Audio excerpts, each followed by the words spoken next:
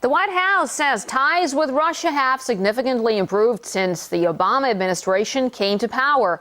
But despite a warming in relations, some political groups in the U.S. are actively pushing for a more aggressive stance, and not only against Russia. RT's Gainich Chikyan takes a look at the reasons behind the hawkish mood in Washington. The Cold War is long over, but not in the minds of some influential American lobbyists and politicians. The Salon web magazine has looked into the expense records of one lobby group in Washington and revealed that for years it has courted journalists to adopt distinct anti-Russian standpoints by arranging interviews for them and paying for their trips and dinners. One of those reportedly wooed by the lobby called Orient Strategist is a journalist named Ali Lake from the Washington Times. He wrote a series of pieces undermining the reset between Russia and the U.S. One of his articles focused on allegations that Russia masterminded last year's explosion near the U.S. Embassy in Georgia, accusations he took from Georgian investigators, of course.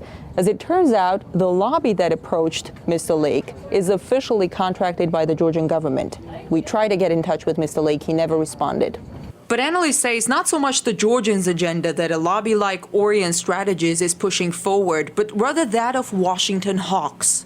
The head of Orient was an aide to former Defense Secretary Ronald Rumsfeld. He actively rooted for the war in Iraq. Then he was an aide to Senator John McCain, well known for his hawkish foreign policy views. Senator McCain never concealed his desire to see Russian leaders overthrown, and not just Russian. Dictators all over the world, including Bashar Assad, maybe even Mr. Putin, and maybe some Chinese, maybe all of them, may be a little bit more nervous because clearly the people of Libya rose up. We assisted them. This group of people has a large number of institutions that they work through.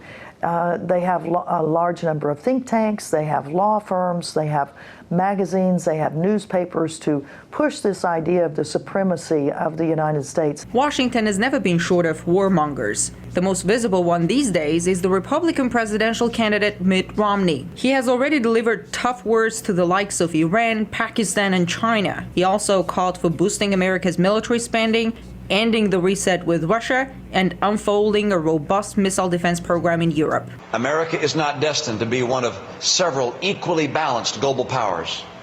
America must lead the world. Romney's pitching himself as the candidate of the military-industrial complex, hoping that they bite. America's vast military industry will be first to benefit from the strong rhetoric of Washington's war hawks. Some of the biggest corporations and transnational corporations that make weapons, that benefit from an ideology that states that the United States must exercise military supremacy and have an endless arms race.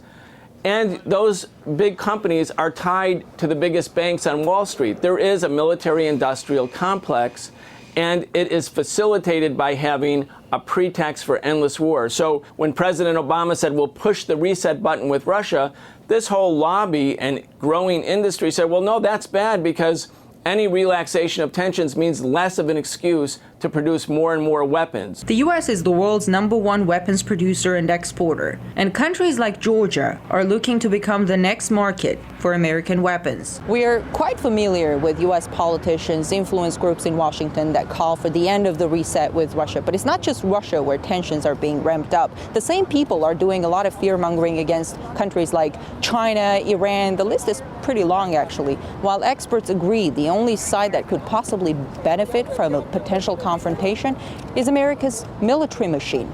Definitely not the people in those countries involved. I'm Gainich Chikyan reporting from Washington, RT.